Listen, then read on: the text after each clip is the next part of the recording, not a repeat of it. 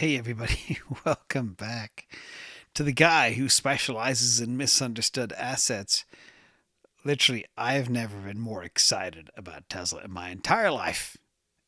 And I've been analyzing this thing hours every single day since 2017. So let's jump in. Mega Tesla. I'm going to show you all the absolutely mind-blowing breaking news that's all happening literally all at the same time, kind of like the way S-curves are colliding at the same time too. We're going to talk about Asia, Argentina, Brazil, FSD, China. Did I say China? No, not yet. Megapacks, energy storage. What else? DoJo. Yeah, it's just too much. Let's just jump in. Wrong screen. I'm back. Juggling over here. Anyway, and this is, of course, not financial advice. We'll also look at some TA at the end to show you exactly where the chart is.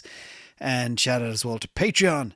Make all this possible. Pradeep Patel says, just joined Patreon. I should have done it a long time ago. Well, better late than never, as they say.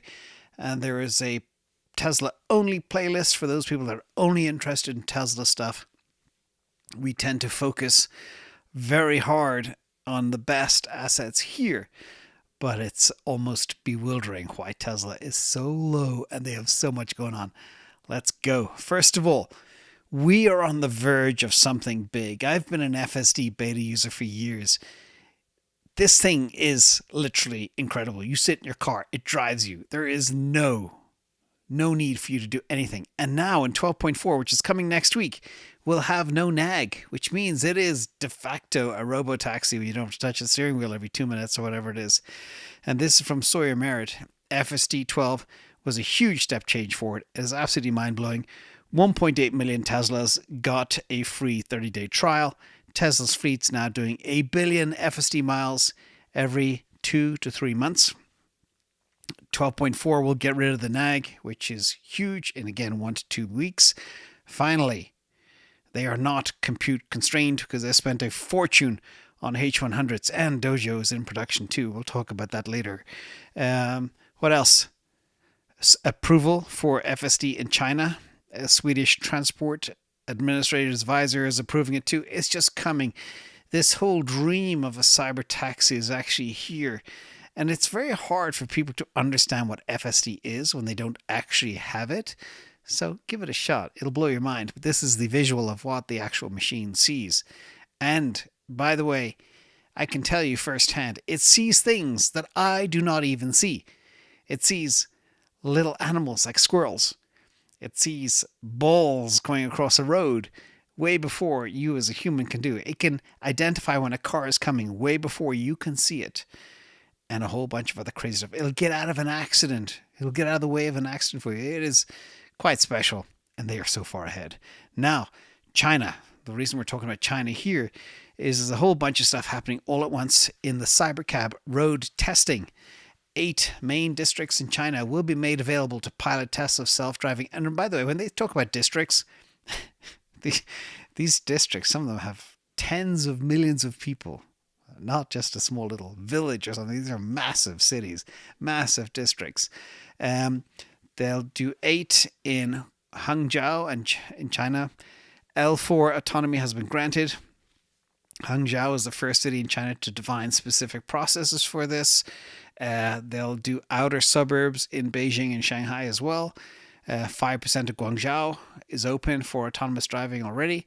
And Tesla will be getting this clearance as well from the organization. That might be one of the reasons too that Tom Zhu is over in China to help with this whole pivot. Not only the pivot to making that $25,000 car, which could start in China, but also around this whole cyber cab, which is a lot of things. We'll talk about the Valley of Death for ICE as well.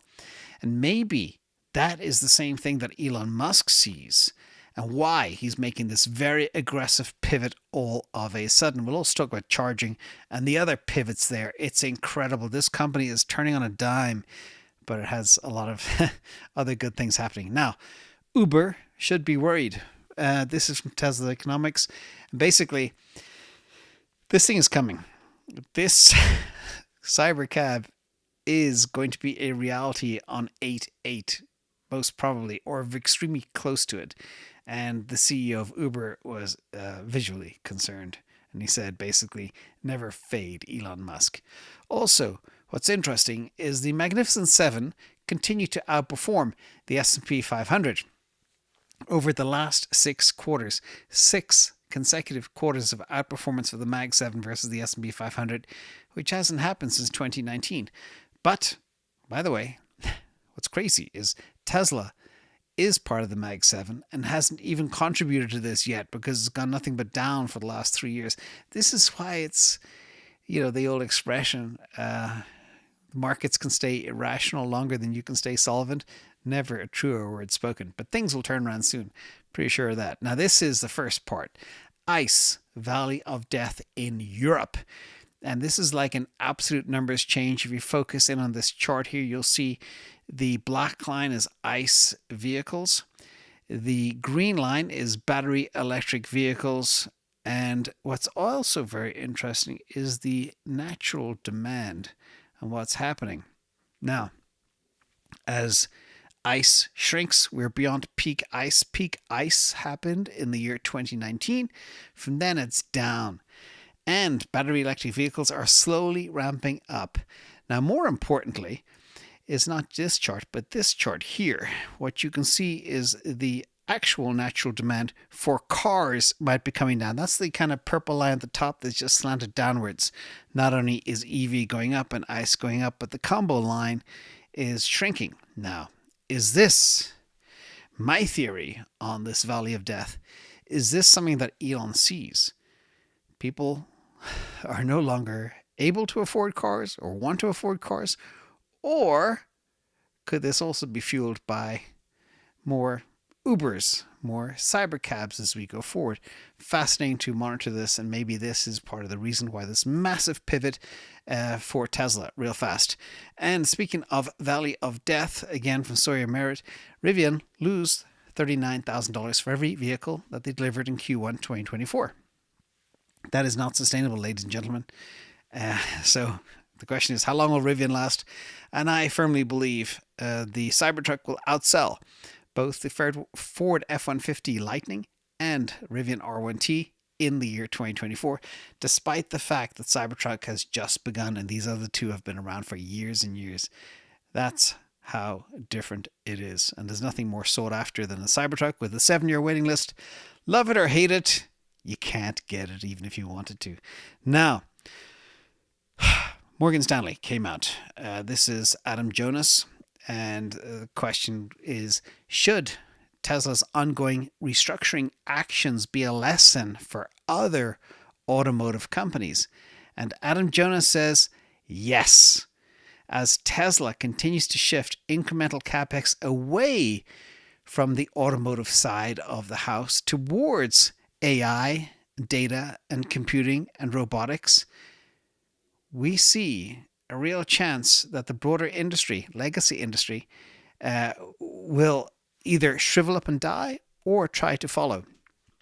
Of course, that little last piece is a little of me ad-libbing there, but legacy car companies cannot do this. They don't have $10 billion to spend on H100s. And even if they did, they wouldn't be able to get them because there's also a waiting list for the H100s and AI compute. They don't have the data. They don't have the people. They don't have anything. So it is going to be a very troublesome time for other car companies. Now, not only H100s are working in production, and they have thousands of them, but DoJo is in production too. We just found out as well from Samsung. And this special chip is optimized for AI compute and can do a way better job than the H100s. These puppies are now running in production, allegedly. And what else is also happening this week? Optimus Ramp. This from Smoke Away. I covered this a few days ago. But this guy said Tesla will be able to build 1,000 bots in 2024 and then 10x every year, on and on and on. And Elon Musk responded to this. He said, not quite, but also not far off. Okay, this little picture on the right here is what's coming, and the world is not ready. and they think bots are 10, 15, 25 years away. No, they're already doing productive work in the factories today at Tesla. So Elon, for the first time ever, sandbagged that estimate too, based on the last earnings call. Now, another big piece of news is a lot of people are so concerned, and I've been thinking a lot about this, the 3D chess aspect of why. Why would Elon sack the entire team? Well, a couple of reasons. A whole bunch of theories here. So first of all, BP wants in an all-in pivot to EV charging. They want to buy the Tesla supercharging sites for US expansion. And they want to spend $1 billion to grow its network, and also wants the fired Tesla supercharger team if they'll come on board and be part of BP. We knew they'd have no problem getting a job or anything else. But the question is, why? Okay, first of all, we do know that BP have planned this all along. Back last year, they plan to invest $1 billion in EV charging across the US by 2030 to keep demand for, at the time, was for the Hertz EV rentals. But now it's a different situation. I'd been thinking about all the theories as to why this is happening, and I think it's a combination of things happening at once. First of all, Tesla, they own the standard. Tesla has already established itself as the dominant player in the EV charging market, with its supercharger network being the most widely used and recognized and most reliable, and they've solidified their position. And the company feels less pressure, perhaps, to continue to expand at the same pace because it's a lot of investment. And we know they're pivoting to AI and robots and robotaxis. Second issue is sufficient coverage. Now that all the other EV makers are scaling back, there's no need to continue ramping at the same rate they had before.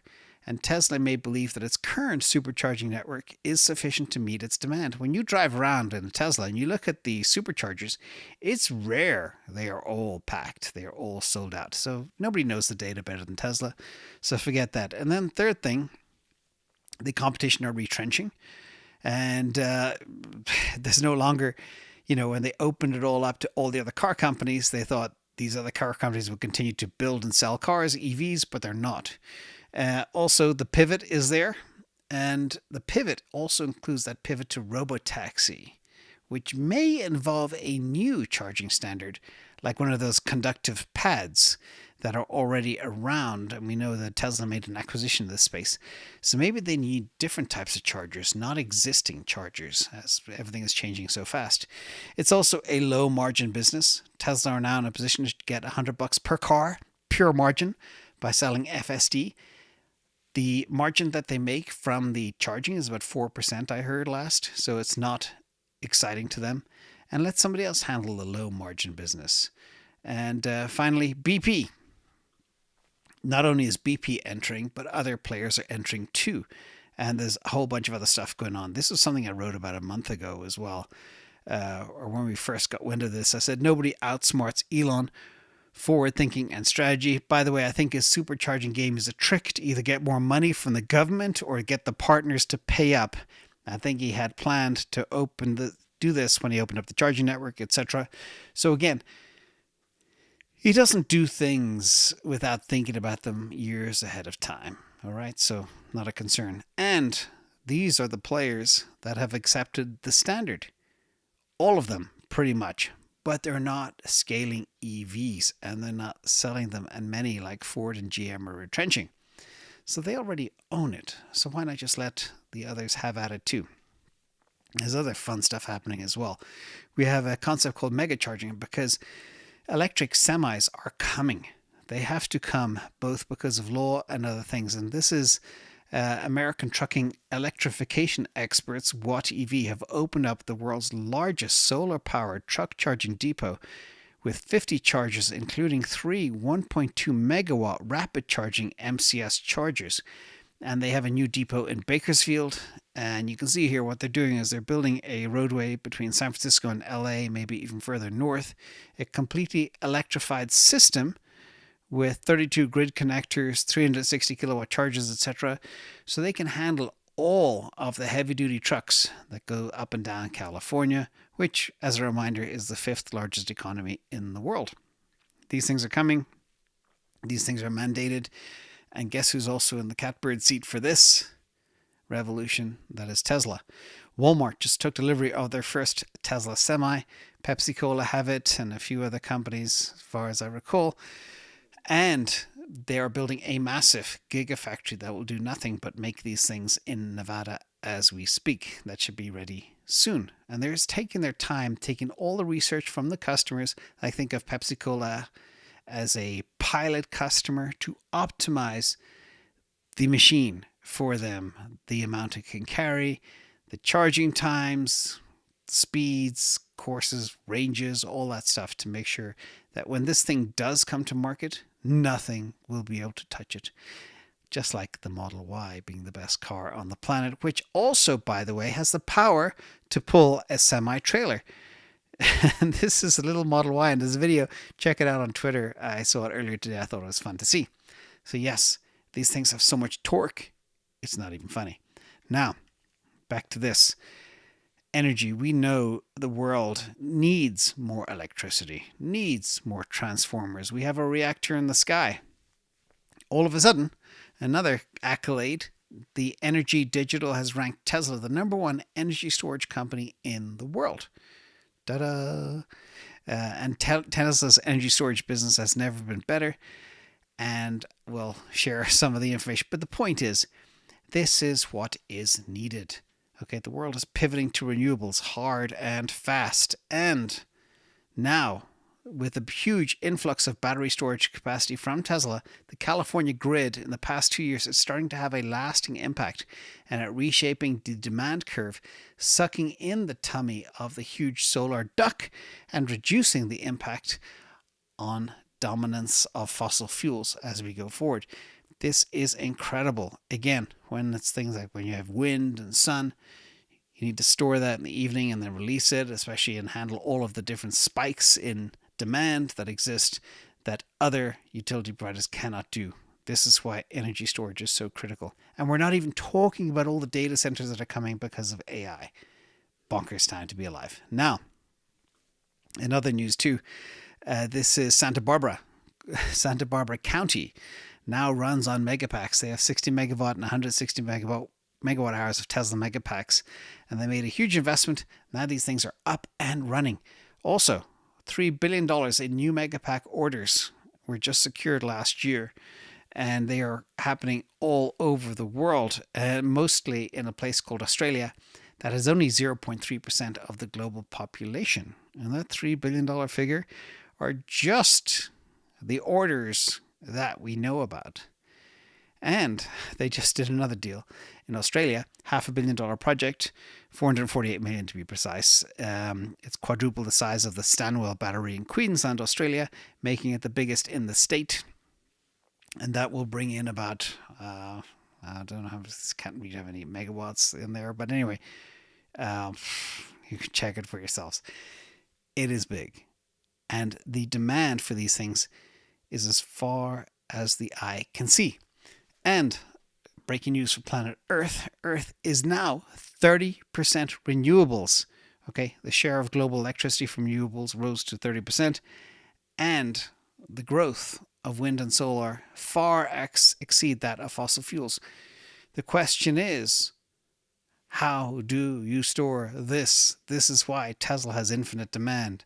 Absolutely infinite demand. And the growth in utility scale batteries globally has grown 43% year over year. We're not even seeing the revenue and the profit that Tesla is accruing because it takes so long from the time to order, time to make, time to ship, time to plug them in, make it all happen. So there's a lot of tailwinds coming for Tesla as well. Now, solar and wind are exploding as well. These two puppies need a lot of battery storage. And I took my time to create, just in isolation, what would Tesla be worth today if it was just valued as an energy storage business, i.e. a Megapack business. And this is a free Substack. You can just go to InvestAnswers.substack and you read it yourselves. I wrote this a few months ago. And basically, it would be a no-brainer to value Tesla at $1 trillion just on the Megapack business alone, and the question is, why is it valued at 600 billion? I don't know. It's bonkers. The Megapack business, per my calculations, which are super sandbagged based on real present earnings, would be about $2,400 a share in the year 2032. And that has nothing to do with all the other business that they have too. So if you're interested, check that out as well with the valuation model.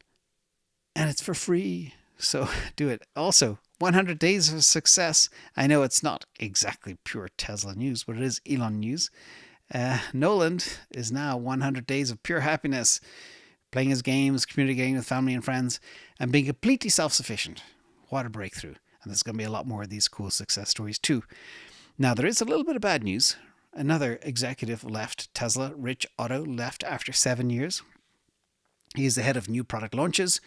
And he probably is not ready for the wartime transition to AI. Elon expects a lot of his people. Some people don't want to work 7 days a week, 16 hours a day. Only crazy people do that, like me. Anyway, if Elon wants to hire me, I'd work for him gladly, 20 hours a day. I'd just be an honor for free. Anyway, if you're listening, Elon, I'm here. Also, breaking news, Elon is helping Brazil with StarLink.